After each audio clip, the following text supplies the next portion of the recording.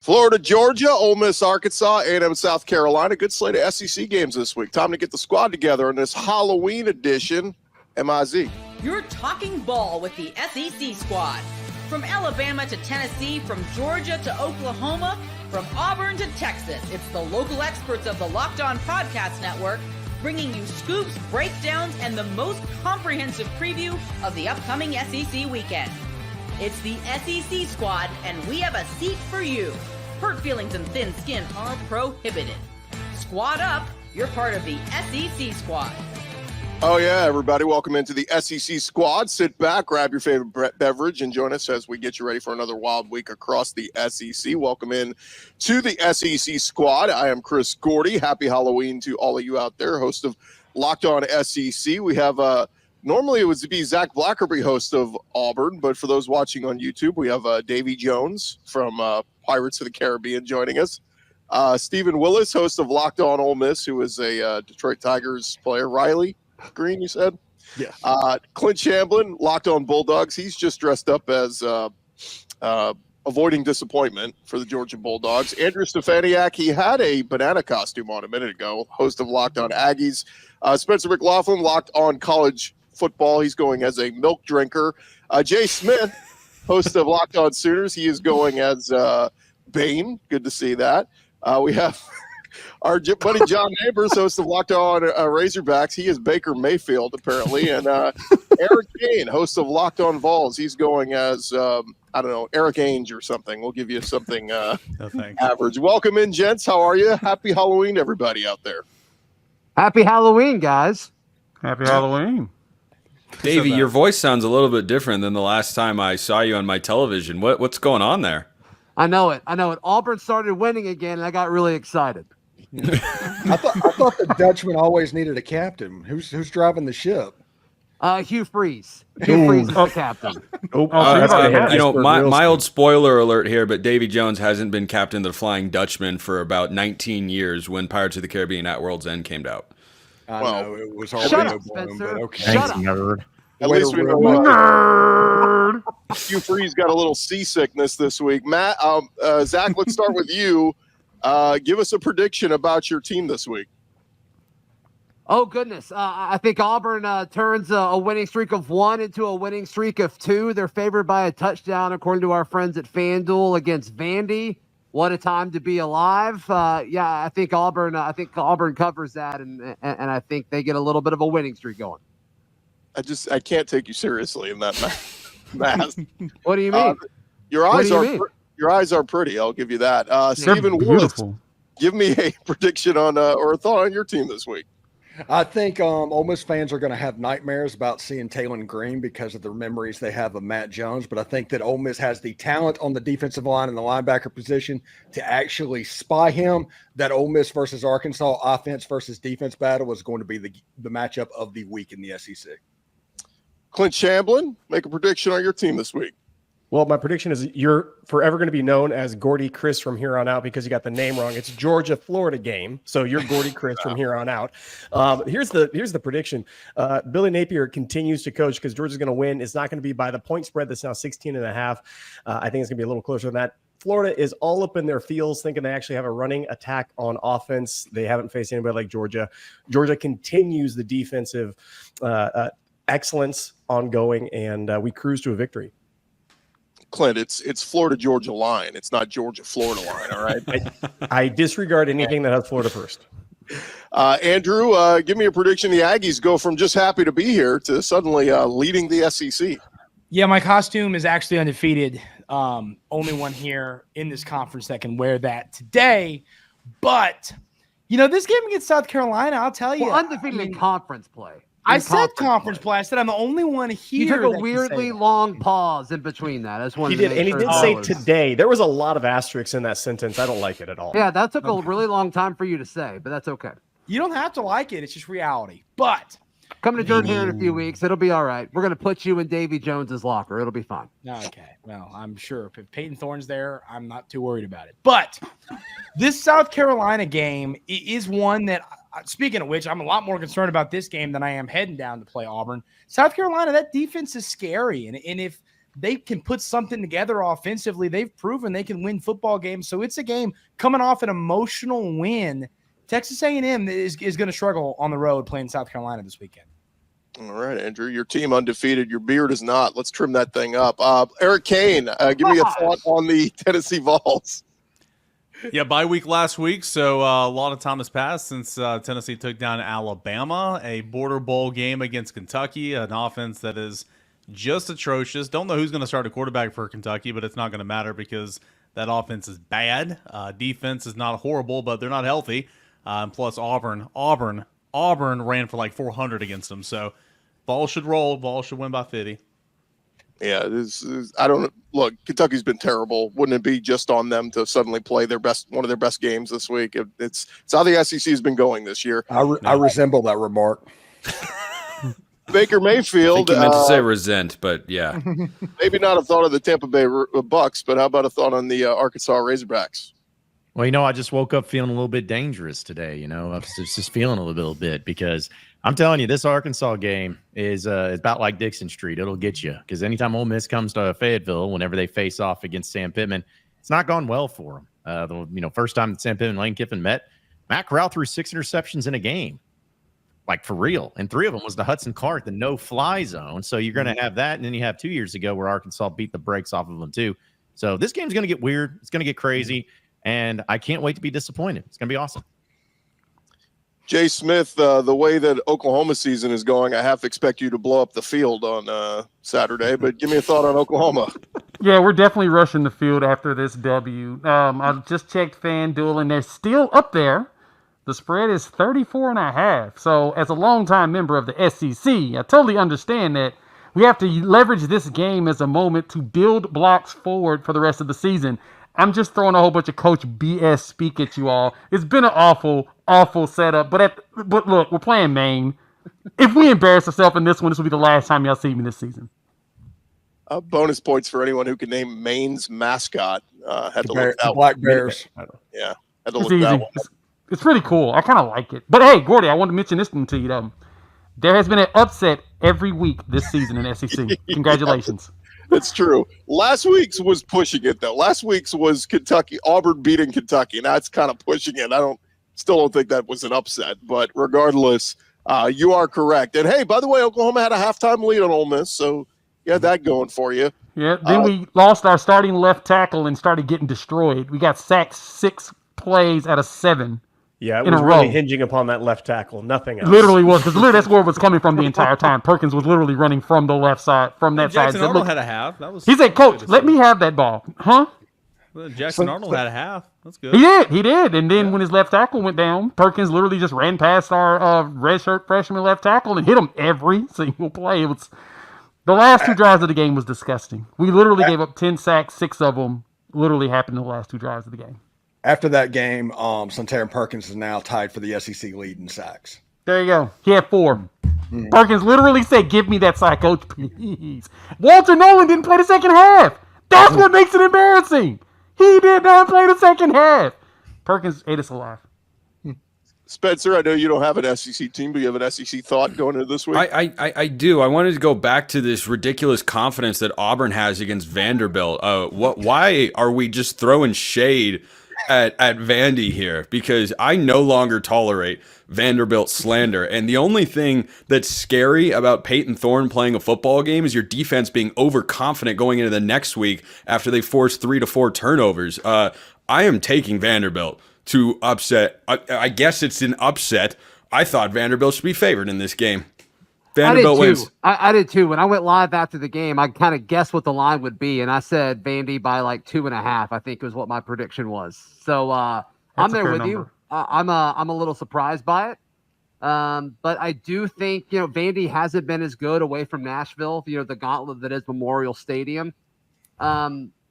I don't know. I do think Auburn found an identity with Jarquez Hunter. It's weird it took them that long to figure out that Jarquez Hunter is an effective. Yeah, Zach, I feel like the SEC, best running back everybody considered the top running back. Yeah, I feel like that was our conversation before the season, Mr. Jones. Is that Auburn's going to be able to give Peyton Thorne a running game because Jarquez Hunter is so good. But I mean, better late than never, right? Yeah, no kidding. So I mean, I think some of it has to do with that. I think some of it has to do with Auburn's playing a ton of freshmen on the defensive side of the ball, and they're getting better. They're like legitimately good. And so, I think that has a lot to do with it as well.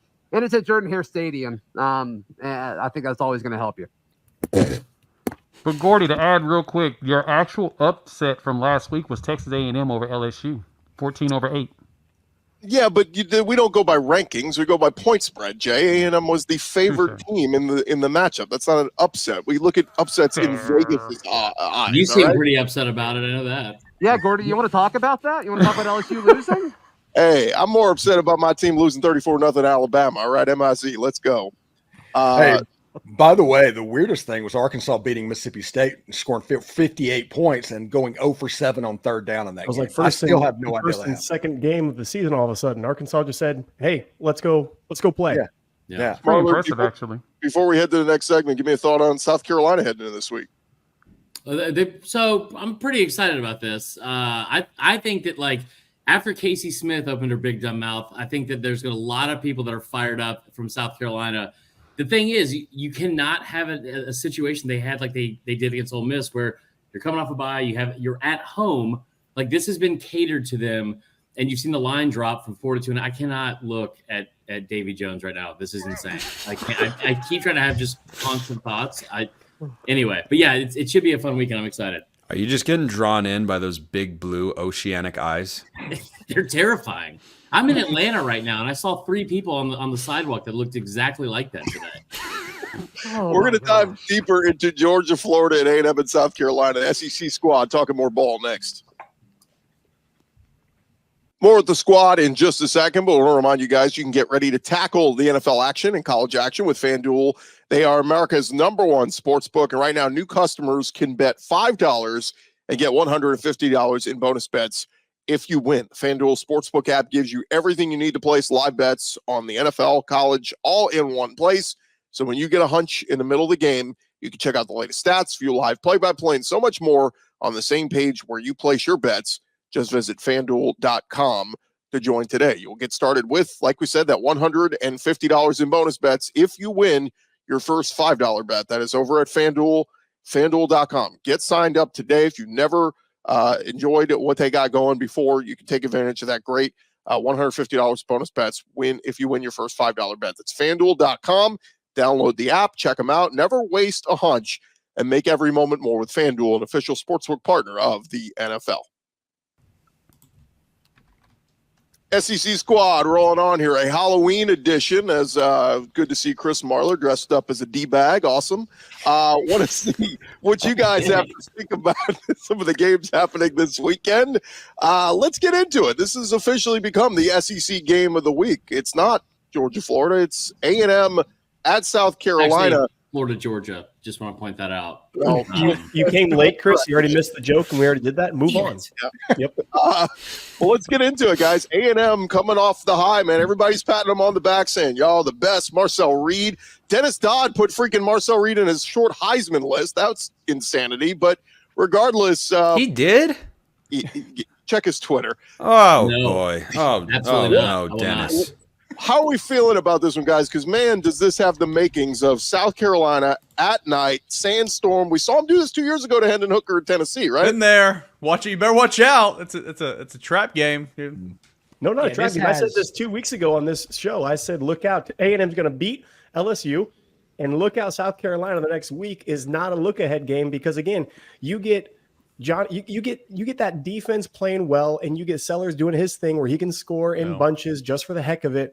And this game goes sideways in a hurry at South Carolina. I'm calling for South Carolina to win this game. And they're so good on the line of scrimmage. They're really good defensive front. You get after. I mean, I assume Marcel Reed's going to start this game. I don't know. He's a guy that's very dynamic, and I thought that was a great adjustment, put him in the game. But he's not a great thrower. And if it's Connor, whatever, I think the defensive line play for South Carolina can be a true difference. And again, night games at South Carolina would not shock me if this kind of comes down to the end there. I think they're going to start Wigman. I really do. And I Why? How I don't could know. you? I You guess hate is my happiness.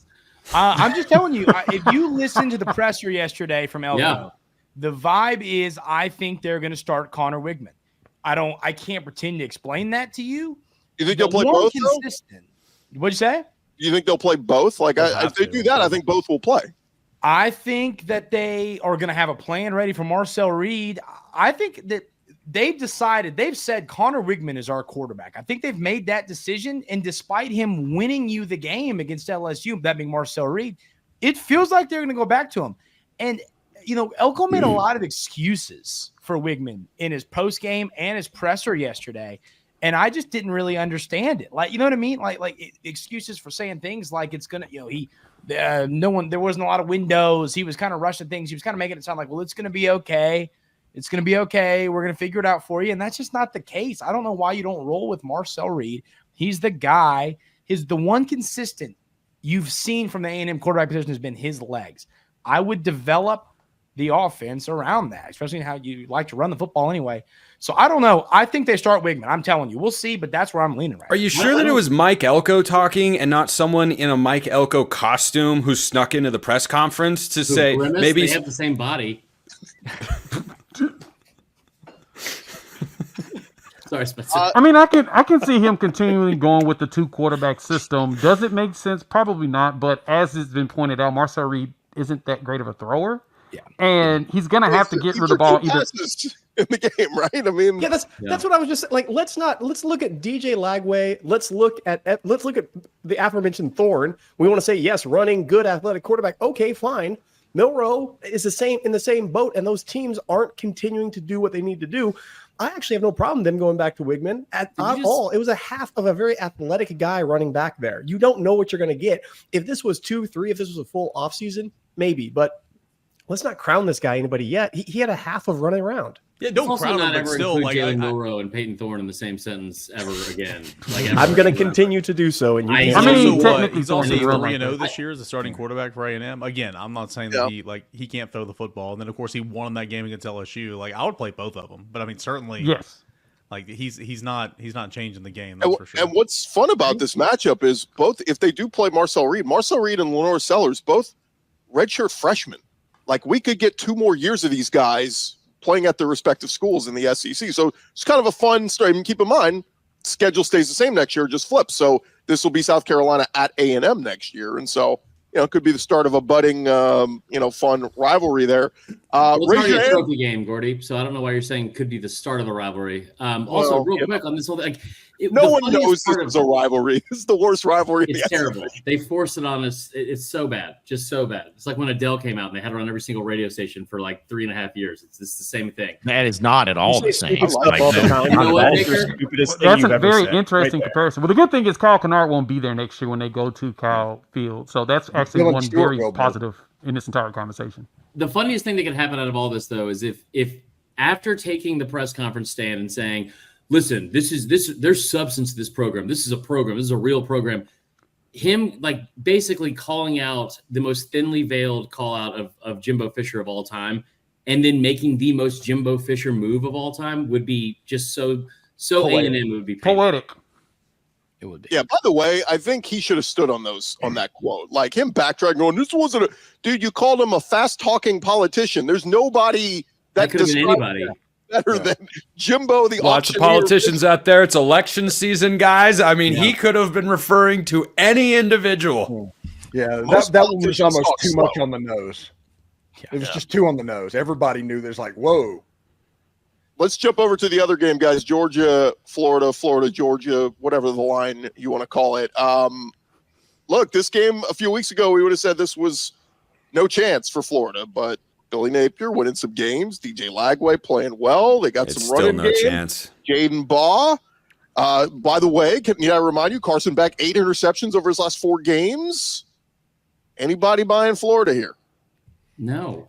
I mean, maybe to hang around. I mean, maybe it is a rivalry game. So, and Florida's playing better. So, I think there's enough hate in there to keep the game close. But Georgia should be able to pull away. Jay, I believe you made similar comments ahead of Red River. What was the final score of that game? I don't know. What happened? Someone can jog my memory. I think it was in the 34-3 range. Something like that. I don't know. I don't even think the game happened. Continue. About this rivalry, let's just also, like, I will voice this as somebody that grew up in the state of Georgia, watching these people. Listen, Georgia fans have been the champions of August my entire life, all 28 years that I've been alive. They shut up, Clint. I identify as a 28-year-old. So here's the thing: they have been like for 30 years when like the Spur era started. They lost 21 of 30 games to Florida. They hate these people, and no one hates Florida more outside of PETA and Al Gore. No one hates him more than Kirby Smart, and they are off a bye week. Like there is nobody that embodies a team and a fan base more in this specific scenario than Kirby does. It's going to get ugly. It always gets ugly. Like as long as they don't sort of run a bunch of wheel routes like they did in 2020, they have no shot at winning. If you watch Kirby Smart after each one of these games, the biggest internet memes of all time of Kirby Smart come after these games because it for him is more real than anything else. I swear to you, if Glenn Schumann had his child this week, he would be fired. Kirby would say, no, last week, fine. This week, no. It is absurd how much he hates them. Yeah. I think, like I said, this point spread's a little big. I think 16.5 in a rivalry game, something like this, is a little big. I do think it's going to be well in hand by the fourth quarter come around. But the defense has woken up. Kirby Smart has the mentality of us against the world again. That narrative is back up for them, and it's Florida week. Yeah, absolutely. 35-6, Georgia wins. It's absolutely hilarious that the whole Florida fan base has been on the Fire Billy Napier bandwagon for the last 6 weeks, and he's going to save his job to where he can't recruit to any of it. Yeah.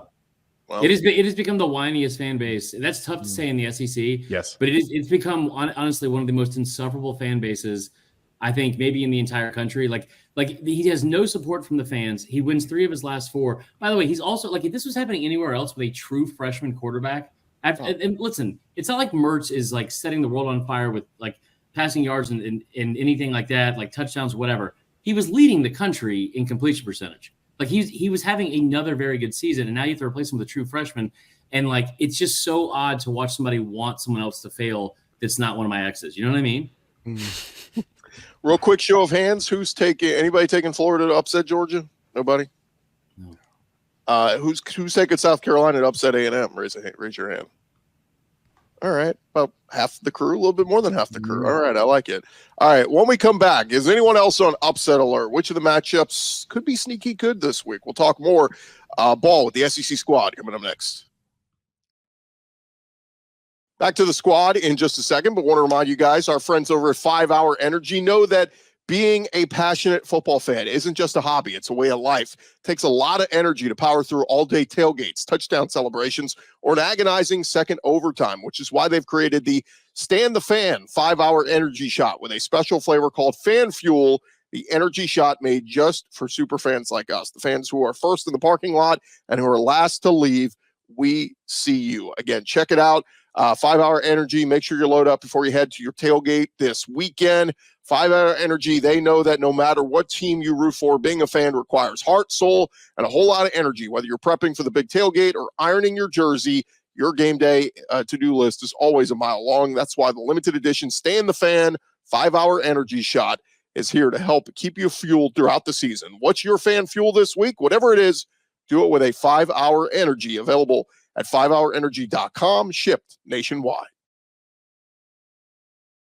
All right, roll along here, fellas, as we continue on with our Locked On SEC squad. And I want to hit on a couple of the games happening this weekend. How about the early one, 11 a.m., Kegs and Eggs, as number 19 Ole Miss travels to 5-3 Arkansas, where Arkansas rebounded nicely from their blowout loss at home to LSU to go beat down Mississippi State over in Starkville. Baker Mayfield, John Neighbors, how are we feeling, Arkansas, on this one? Well, I'm just glad we finally got to this game instead of talking about crap games that nobody cares about. It's about time. So let's see. We got Arkansas and Ole Miss. This game is historic for a lot of reasons. 2001, 7 overtime game. They didn't change the rule for that one because that was back when this country was great. And you had, of course, another game later in that decade that ended up being like, this game's always crazy. The Hunter Henry heave. You never know what to expect. So listen, I think Ole Miss is favored by 7 points according to FanDuel, and that's about right. Ole Miss should win. They are the better team, but throw it out, man. No one knows what is going to happen in this game. No one can predict it. And Sam Pittman is undefeated against Lane Kiffin in Fayetteville. So there's something. Dude, they're to hold 8-1 in their last 9 trips. Like Arkansas's 8-1 in their last 9 games against Ole Miss and Fayetteville. Yeah, they haven't won since 2008, which they got screwed on. I don't remember that at all. Shea Haddock would have made that field goal if Houston Nutt didn't have his players' offensive pass interference that didn't get called, whatever. Yeah. But yeah. It's absolutely nuts. Ole Miss can win in Little Rock. Ole Miss can win in Oxford. They've won 4 out of the last 6 games. But for whatever reason, the voodoo around Fayetteville, it has been a house of horrors traditionally for Ole Miss, like the 6 interception Matt Corral game in 2020. And then the 2022 game where the SEC Network crew was sitting there talking about Lane Kiffin to Auburn, the whole freaking broadcast. And Ole Miss ended up being down 30 points in the first half, and to where everybody was like, well, Lane's probably gone, isn't he?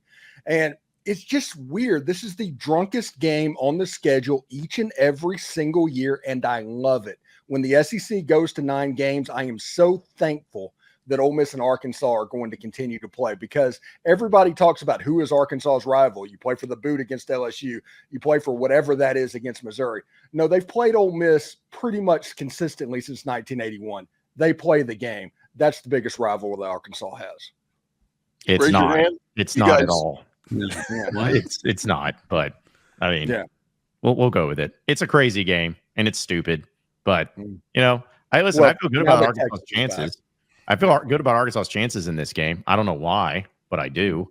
They shouldn't win, but I feel good about it. Plus, Sam Pittman, he's been a little happier. This is his final hurrah. This is his final season at Arkansas. So he's got to make it count with Ole Miss coming to town. Do you think even if he has a winning season, he's going to hang it up? Yeah, buddy, I've been saying, I went on Feinbaum at SEC Media today saying this. He's going to resign and he's going to retire at the end of the year. Really? You were Yeah. on Feinbaum? Yeah, can you believe that? Have you ever heard of him? He was in all the papers this morning. Yeah, he's a really big, well-known person.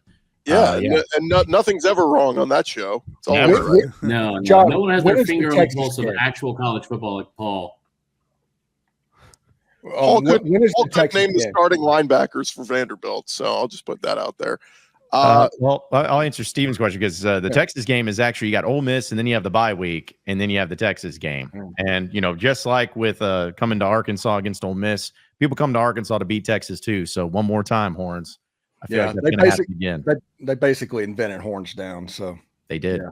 And the SEC chant, if you can believe it. Arkansas did invent that. Raise your hand. Who's taking Arkansas in the upset? Only You me guys and John, suck. huh? Everybody else taking Ole Miss. I'll just tell you this: devastating loss if Lane Kiffin loses this one. I mean, they may want him to leave if he Oh, loses my. the third one. if It'll be Ole hilarious. Miss loses this game and they have the third loss, the flamethrower is going to be on my show next week. I want him to be tarmacked twice in his life. That would be the best thing in the world. 11:45 Central on SEC Network. Zach kind of touched on it earlier, but 3-5 Auburn hosting Vandy, and Auburn is a home favorite for some reason.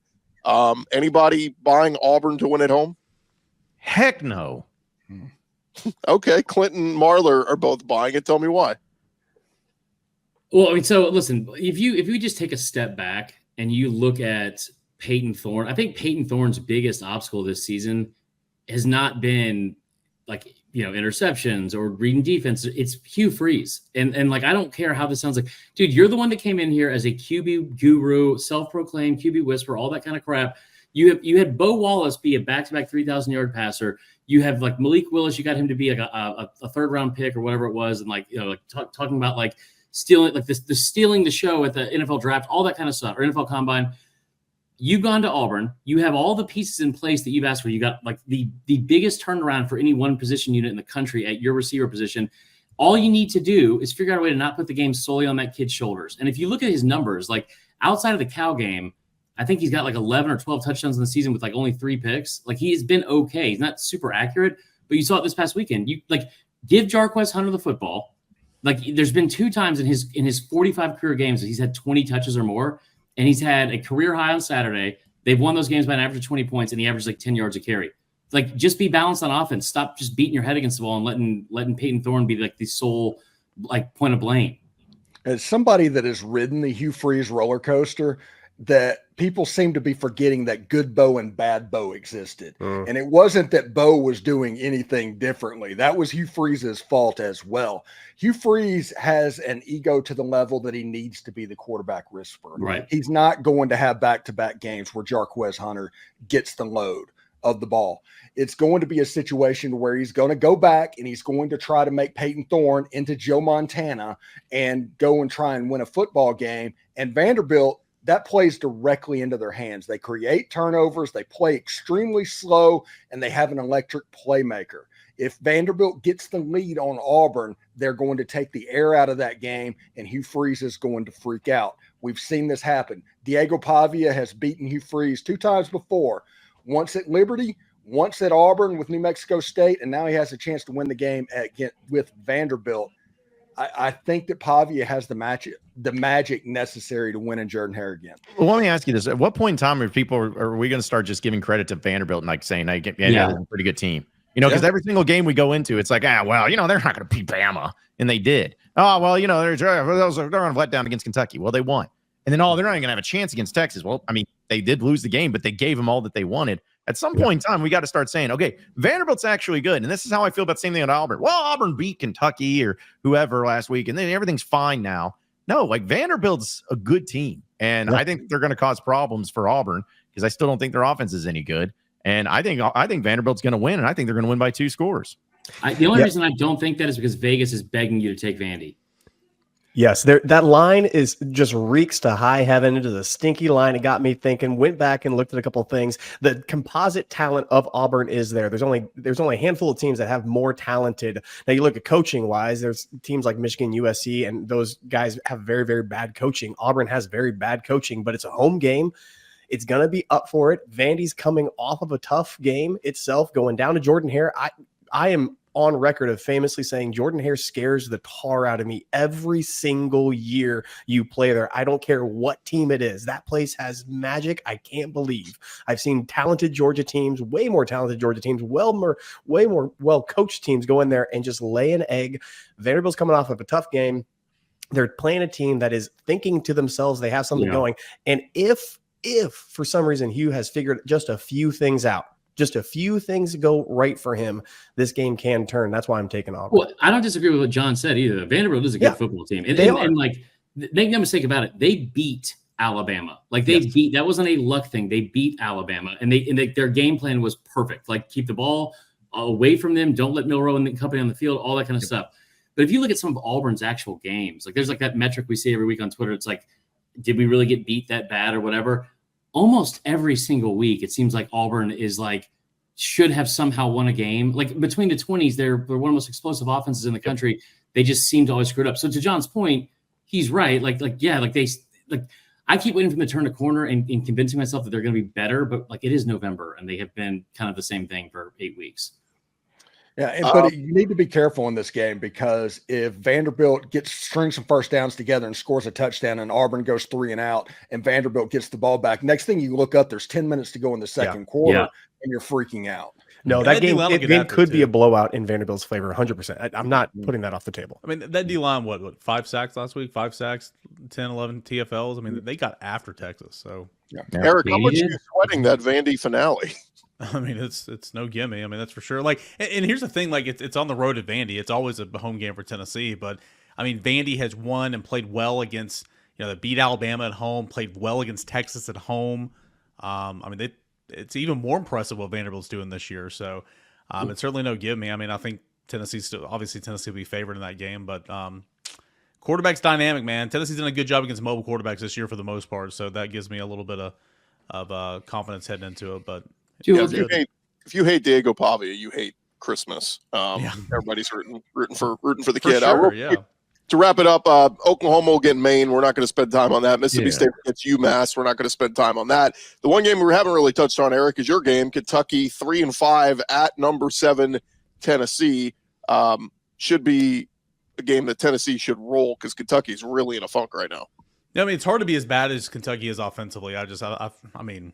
It's bad. It's horrible. Again, don't know what quarterback they're going to start. They're both atrocious. I mean, Brock Vanderbilt's been such a disappointment. I know they've got no rhythm in the run game. I know the offensive line's been much worse than last year. They have 2 really dynamic playmakers at wide receivers. So again, I'm kind of surprised they've lacked explosiveness on offense. Defensively, I mean, they got a lot of the same old heads there, and I mean, they added the linebacker from Georgia. For blanking on his name, he's got like 7 names. Good player. Derek Jackson's still there. We know about J.J. Weaver. We know about Walker in the middle. I know a lot of those guys are kind of beat up, but Florida ran all over them. Auburn ran all over them. I just think advantage Tennessee in every phase of the game right now. Also you want to talk about a team that's waiting to like turn a corner offensively with the actual pieces in place. Like, listen, there's just no way that I think we're going to get through 12 weeks of Nico being Hawaiian Joe Milton, as I so wanted to tweet out after the first half against Alabama, but did not get to, obviously. I mean, the weapons are there, man. They just need to get healthy. And like, I kept wondering why Alabama wouldn't throw the ball deep. I still think they probably should have taken some shots, but I mean, they turned the ball over 3 times in the first half alone, gave up 0 points off that, and made Alabama play left-handed, and it was awkward at best watching Bama play left-handed. Yeah, Tennessee's had receivers running behind the secondary the last 3 weeks in Southeastern Conference play. I mean, when it's not Nico, it's literally it's been both. Like, Nico's overshot on the receivers have literally dropped so many. I mean, it's just been disgusting. Yeah. The last 2 games, Tennessee's fumbled on its first possession after driving the length of the field. So, I mean, that all counts. Like, you can't act like it doesn't, but I'm with you. I mean, Tennessee's offense is literally so close. And if it clicks to go along with that defense, could be a really, really good team. Mm-hmm. I think that this is going to be a game. I think Kentucky, they've proven throughout the more recent years of the Stoops era and this year that they will play up to competition and they will play down the competition. And I am in Tennessee's going to win this football game, but I would be eyeing Kentucky to cover in this game. That defense is better than it shows often. I mean, they have games where they look great and they have games where they look awful.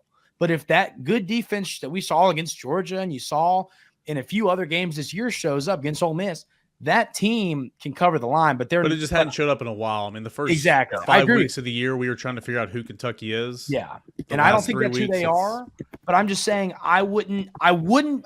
Tennessee's going to win. I feel very confident saying that. I would not be in any way surprised if this was a ugly game that's really close and Kentucky has a few chances to win but lose and they cover. That's what I'd say about this game. Yeah, this is a situation. I'm about to go into excuse mode, but this isn't the same Kentucky team that Ole Miss and Georgia saw. They are in quit mode. They're absolutely in quit mode right now.